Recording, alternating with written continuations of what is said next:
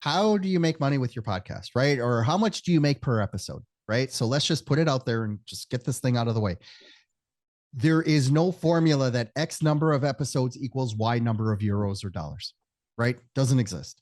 It may for some people. I would challenge that there's a lot more going on behind the scenes than just, I put out 10 episodes today and made $10,000.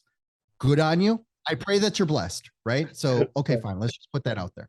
I think that one of the main things to think about when you're doing this is focusing on your why.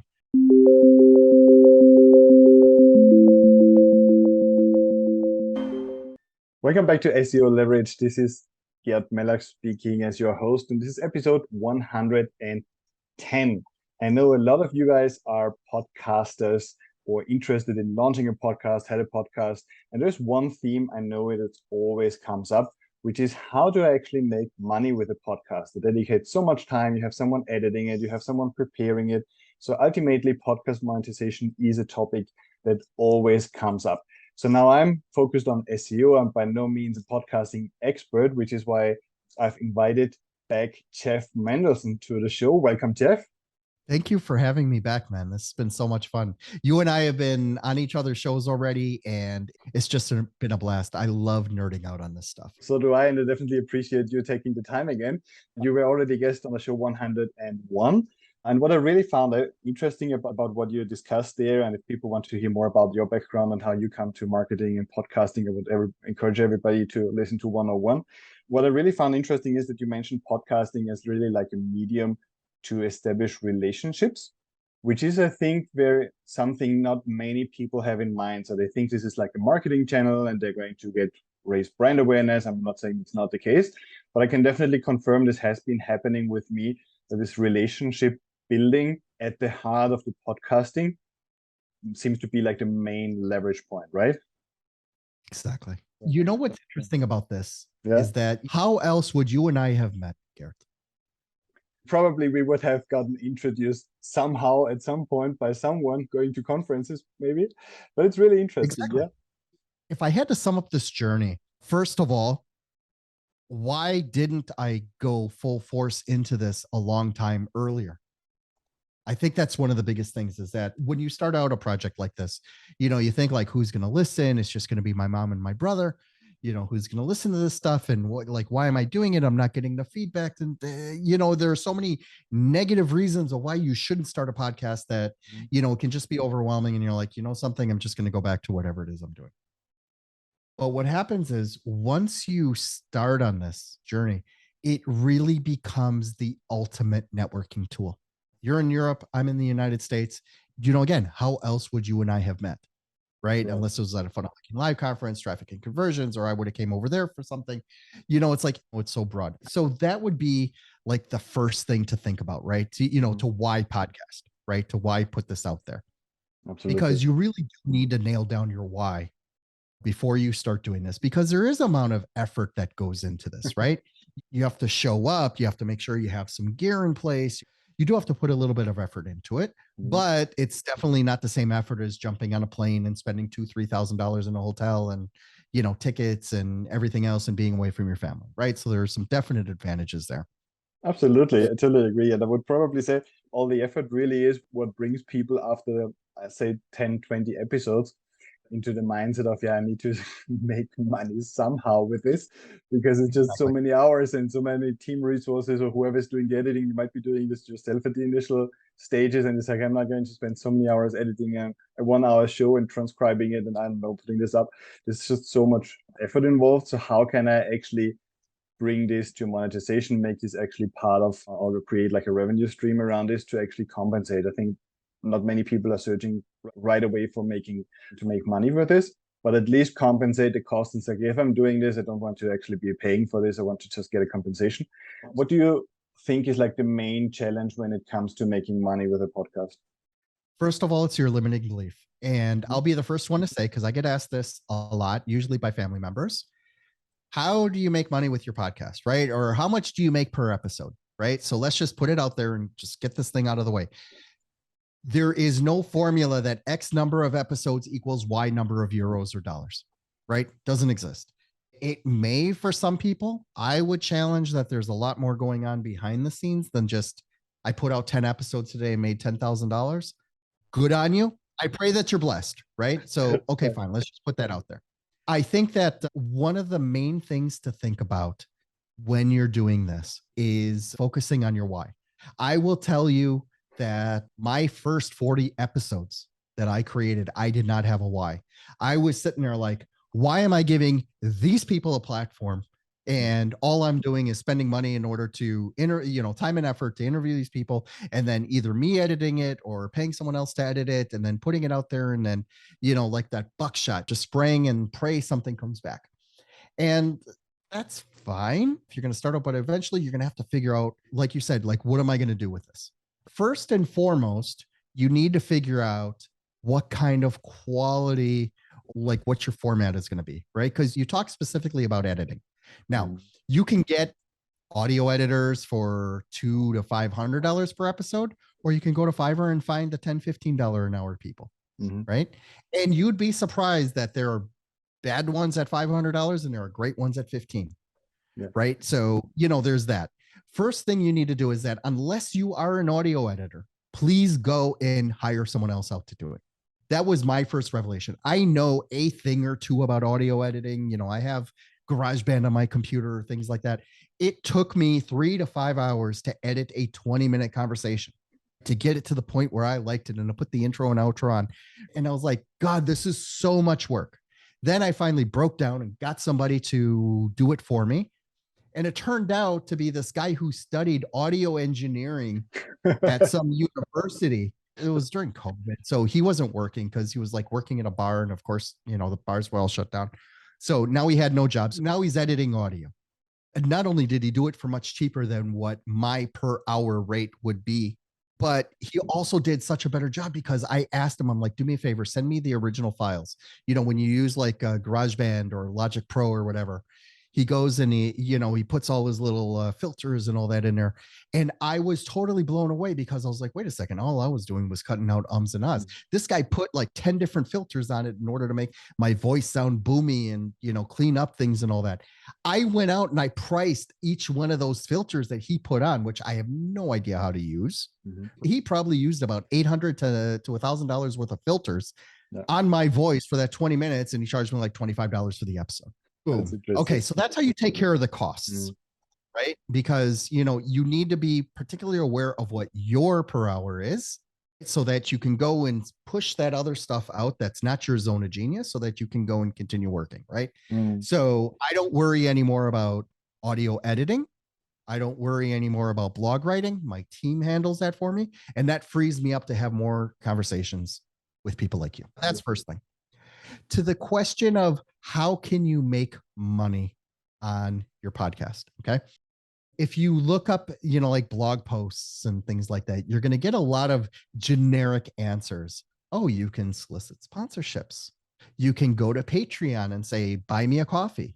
And all of that stuff is, but in order to solicit a sponsorship, it would really have to be a really tight marketing fit for that company that's going to pay you. And it's something that you're going to feel good about promoting.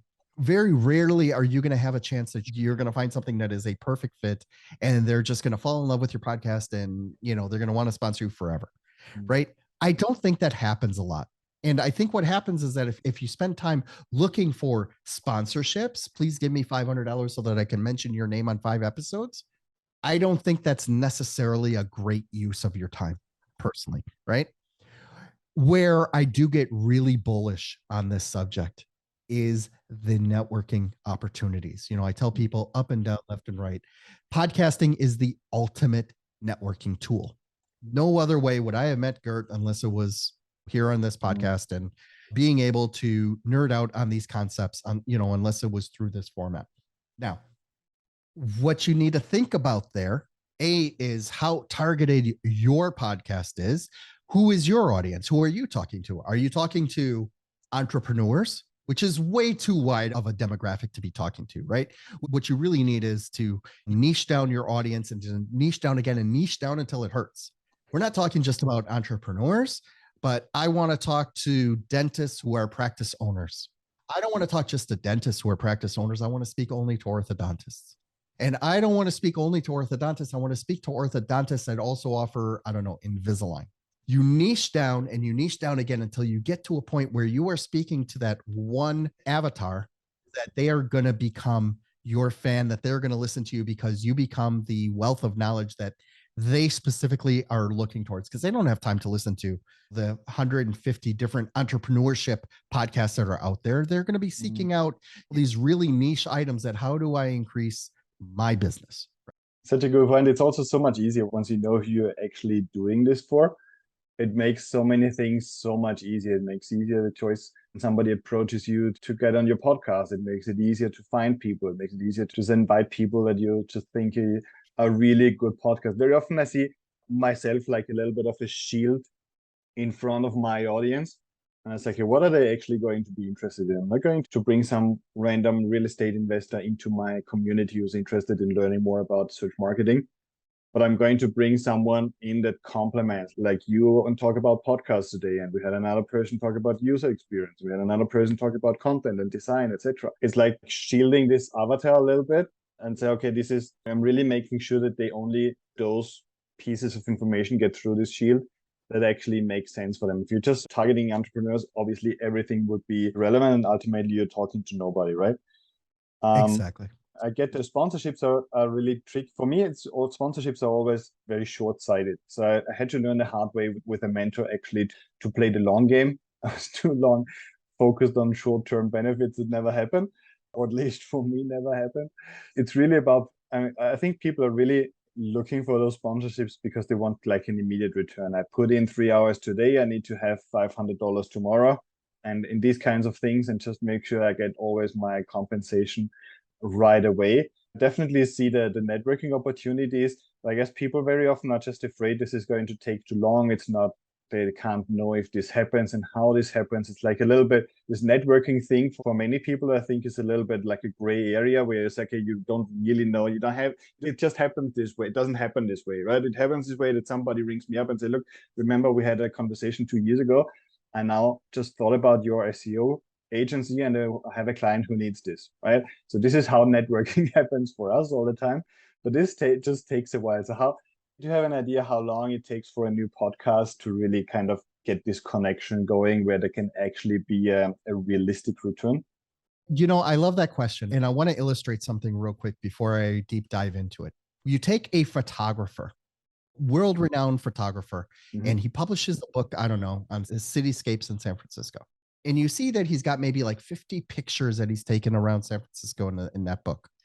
What you do not see are the 50,000 other pictures that did not make that cut over the course of how many years that they're going through and how much sorting they had to do and get rid of the bad stuff and then tweak the good stuff and then make the ultimate selection and finally publish the book.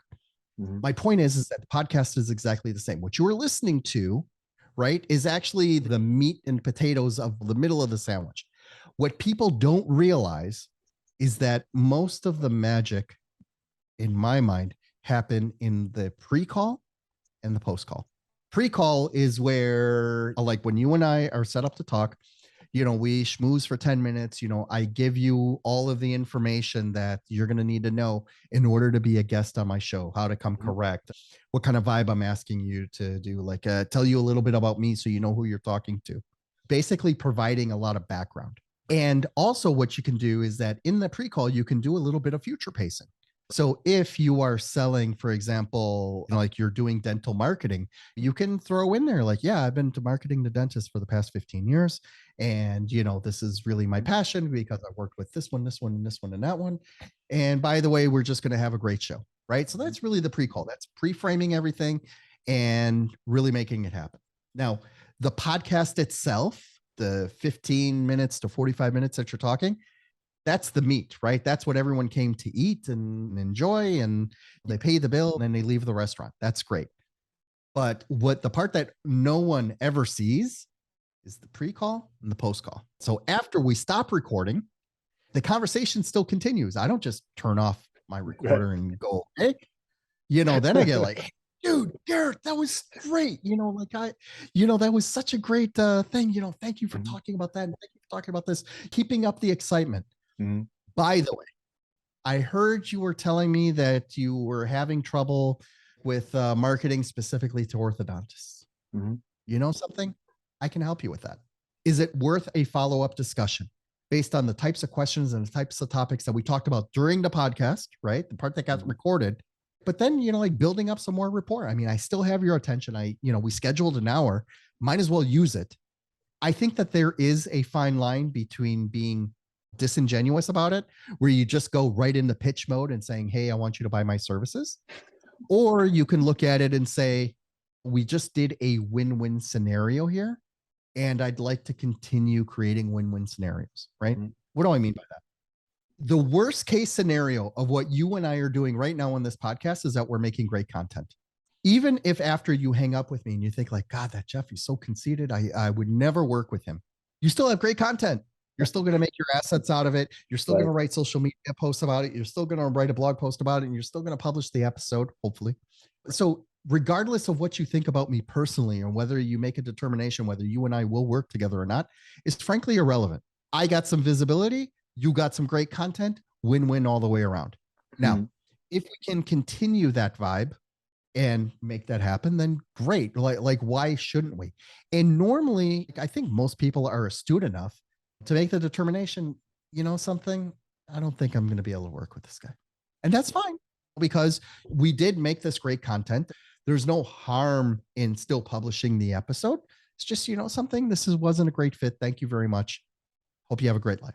But think about the flip side. Like, oh my God, I just saw how much of a quality guy this guy Jeff is. I just saw how much knowledge Gert has on all of these subjects. I need someone like him on my team. Why wouldn't you schedule a follow-up call?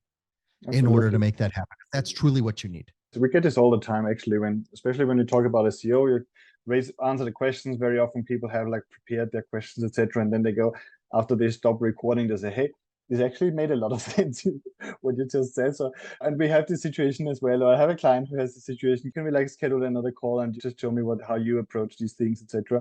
This happens a lot, but it's also raises one important point, I think, that I see about networking done wrong all the time. So people go to networking events and they just expect that things magically happen without a strategy in mind. So people, I think, need to be really strategic who they engage with on podcasts. So we have like people who just go to random podcasts and say, whoever interviews me, I'm going to go to their show and just talk to everybody. Although I might not even have something really interesting to contribute, neither to the host nor to their audience. You want to be really strategic. So you're spending this hour, you're spending the 15 minutes earlier, the 10 minutes afterwards, like you say, pre-post call, definitely 100% confirmed and important. But you want to be really strategic about how you use them, what kind of stories you tell, what kind of examples you bring up, what could resonate with the host, what could resonate with their audience. So what I do personally when I go to shows, for example, I think, okay, who are they actually talking to? Who is probably listening to the show? What kind of case studies do I have that might resonate with them, might resonate with the host, where they can say, maybe they can then tell a story about this and we can then maybe continue talking about that. So I think networking to work out, in my experience, really needs a lot of preparation. And then obviously you need to maintain those contacts, right? I think we talked about this last time a little bit about how to stay in touch, and you probably want to build a little bit of a system around it. But this is really means networking. So you go to a show, or you're the host of the show. You have these conversations before, you have a conversation afterwards. At which point would you bring up something like an opportunity specifically here, there already, or would you approach people afterwards?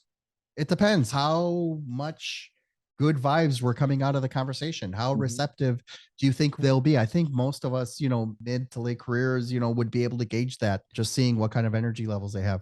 Or most importantly, ask, hey, would you be interested in this? Luck favors the prepared, right? So one of the things that you and I both do for guests to come on our podcasts is that we make them go through a little funnel, make them go through a little questionnaire.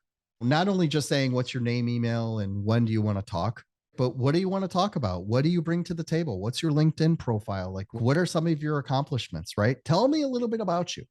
One of the things that is mildly annoying for me is that when I get pitched, hey, this guy, he authored a book when it talks about X, Y, and Z, talks about, I don't know, burnout. right?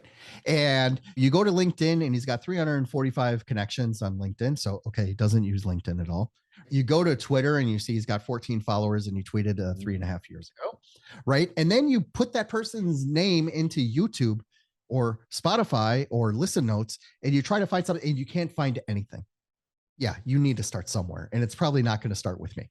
But, like for the ones that do fill out those boxes, the ones that do fill out that questionnaire, that take the time to make the presentation like, hey, I really think I have something to offer your audience, Gert. Oh, I really want to make that happen. And here's what we can talk about, X, Y, and Z. Then you're going to be in a better position to make that determination.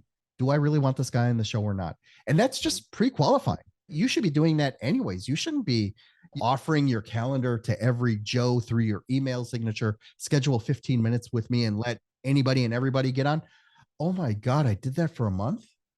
I mean, I was talking to a whole bunch of people, they were like, yeah, then I was getting a bunch of people. It's like, yeah, man, I want to start this podcast, but I really don't know what to talk about. I'm like, okay, great. Let me know when you do.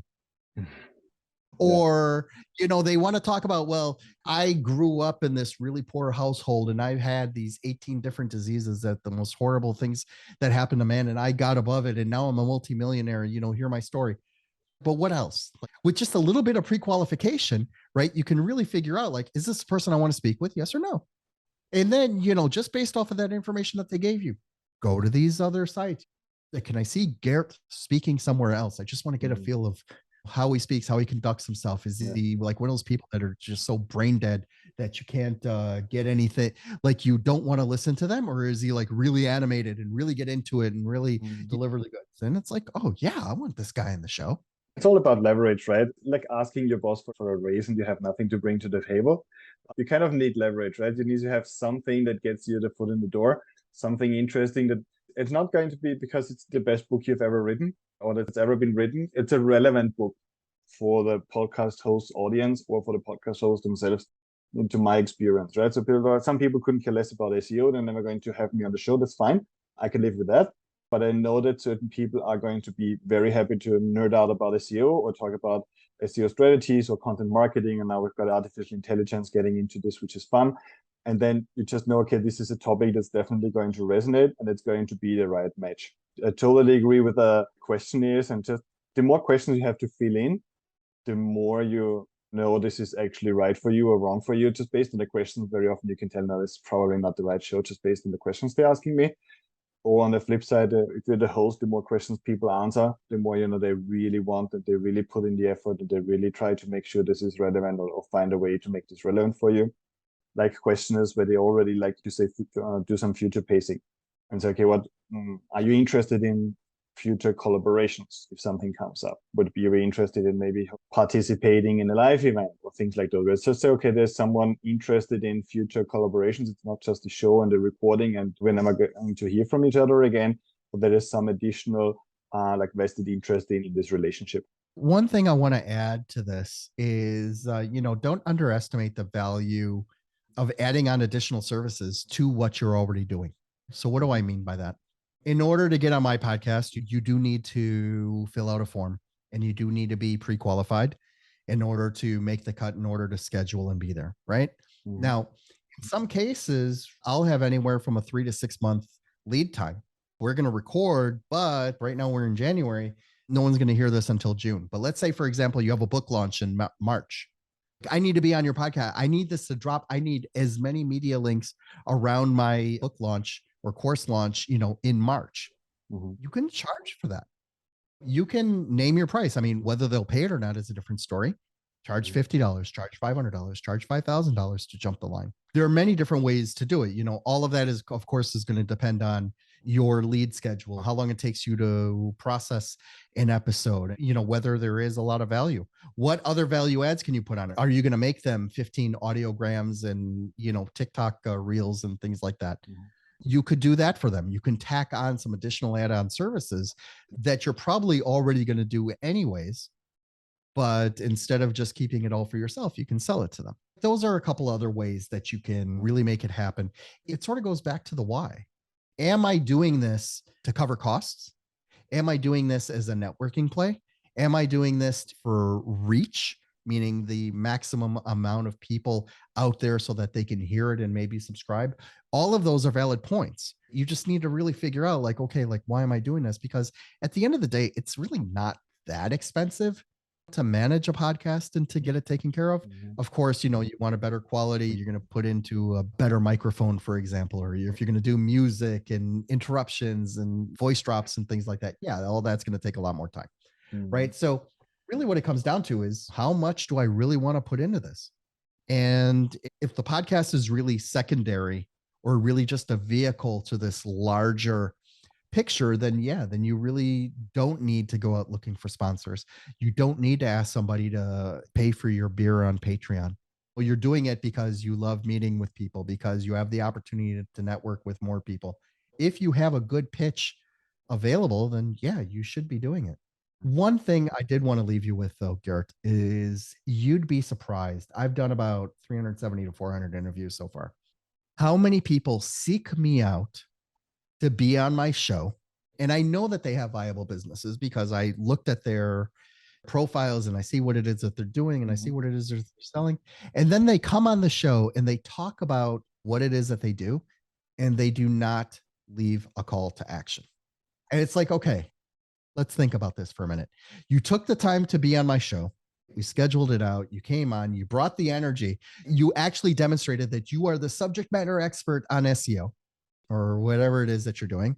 And then we talk about, like the 3 greatest things about local listings and all right, Gert, where can people meet you? It's like, just go to my website.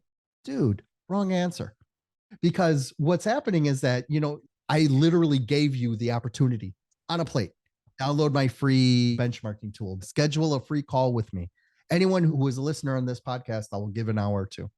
And there are many ways that you can just use that. And you should always be closing something. ABC, always be closing. If you watch Glengarry Glen Ross, you'll know what I'm talking about. Whether it's just trying to get somebody to download it, give their email so that you can get in a lead magnet, or to schedule a discovery call with you, or to actually sell something, you got to be closing with something, right? Because that's the whole reason why you're doing this, is to get out there and leverage other people's audiences in order to make it happen. So definitely, please come prepared, at least on my show. Awesome. Such good advice. I really like it. I want to slowly wrap this up. So we have heard about the sponsorships. I can tell it's not your favorite way to monetize a podcast. Also not mine. It definitely requires, I hear those sponsorships, and very often you kind of can tell, okay, this is really far off the podcast I'm listening to. Listen to a podcast, you hear a sponsorship coming up. Even best ones, quote unquote, best ones are that have the sponsorship message before the actual podcast starts. Very often you can just feel that either you skip it anyway, so the message doesn't even land, or you can just say, okay, this is really very far off from what I'm interested in as a listener. And it's also a short-term thing. Usually you get a few months of a podcast sponsor, but that's it. What's going to happen afterwards? You're just leveraging this for a short period of time. You mentioned a big win, or very often win-win situation in networking. Obviously, you need to play the long game. You can't expect an immediate return, but you also want to be strategic about it. You want to leverage the time before, after the episode. I think this was a very good piece of advice. I haven't heard this way before, where you just connect with the other person on a different level, really, and very often a private level. It's like, I just brought my kids to bed. I got to do this, I did that, right? You can see the dog in the background. These kinds of things, you connect on different levels, but you also kind of open up the path for sharing something that you might know the other person is interested in or might resonate with. There's like there's just a lot of connection points where ultimately you establish a relationship. And then you talked about the extra services. I think not many people talk about where it's okay, we can, like in our case, every podcast episode with a guest gets featured and promoted with ads. My team runs ads to those shows whenever we have a guest. So we get the word out, etc. It's not something we particularly are charging for. We just do this anyway. But like you said, this could also be, if somebody wants to or needs to monetize the podcast in this way, could be like an extra service you can add on top of this, which makes a lot of sense. And then obviously be ready to share calls to action, not just some random check out my website, but really be able to direct them. So we very often direct people to our book, for example. They can download on the website, they get to our email list, get a follow-up sequence, or a power webinars, invitations, etc. So always make sure you have something to offer and some next step for people to take, which is also a recommendation, funny enough, for our SEO clients, where we always say, okay, you can't just leave people with information on the blog post. Obviously, you need to direct them somewhere so they just get told what to do next, right? Exactly. There really is so much that you can do with this, right? I think that you just need to go into it with an open mind and figure out what works for me, what works for my audience, what works for what it is that I'm trying to do. I mean, if you're the type of person who's, you're high ticket and you're selling $10,000 programs and things like that, like if someone offers like, hey, I'll promote the show, I'll charge $50. Dude, you lost it. You had this person who's doing really well and, you gave them something of perceived inferior value, right? So you really got to be careful on where you go with that. And it's just a question of, again, knowing your avatar, like you mentioned, knowing who it is that you're bringing on, and really just thinking about, like, not only how is this going to help me, but how is this going to help my audience, right? Because that's ultimately, like who we're serving.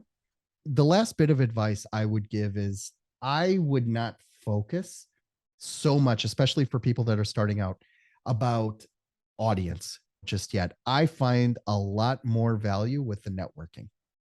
But again, that's just me. I'm not trying to sell a brand. I'm not trying to get people to recognize a new type of coffee, that I need 1 million people to understand. I'm not selling Red Bull here, right? Yeah. What I'm trying to do is meet with enough or more interesting people and have great connections with them that I otherwise would not have had. That's the thing that pushes me. You just need to figure out what pushes you and then figure out how you can make that happen going forward. Awesome. All tied together with finding your why. I really like this as an overall concept. Just making sure that this is really a tight fit with you, with what you're trying to achieve and with your goals moving forward. Jeff, this was amazing. I thank you so much for taking the time to talk to me again and specifically dive into monetization. If anybody's interested in getting in touch with you, having a one-on-one conversation, maybe check out your podcast. Where can they go? Sure. So everything happens on jeffmendelson.com. JEFFMendelson. So I call myself the podcast superhero, basically because I have automated down to a T just about everything that happens from pre-production to post-production. And I would love it for people to just go and schedule a call. You could do that right on the site. And let's have a conversation where we just talk about what it is that you're trying to do. If anything, you will learn a lot from me. And if we decide to work together, otherwise, like you'll be able to subscribe to the show. You'll be able to see all the videos and everything that we've recorded. And I look forward to speaking with each and every one of your listeners. Awesome. The future is in one-on-one connections. I love it. Awesome. Thank you so much, Jeff. This episode is just going to be uploaded to seoleverage.com/podcast, episode 110. We're going to have a written version there, audio version as well. Also check out our quick audit when you listen to this, when you want to have a first assessment on your SEO. And yeah, Jeff, thanks again. I hope we can soon talk again about some marketing topics, nerd out as we like to do by now. Thank you so much and see you soon. You got it, man. Thank you. This has been a lot of fun. I really appreciate the time. Thank you.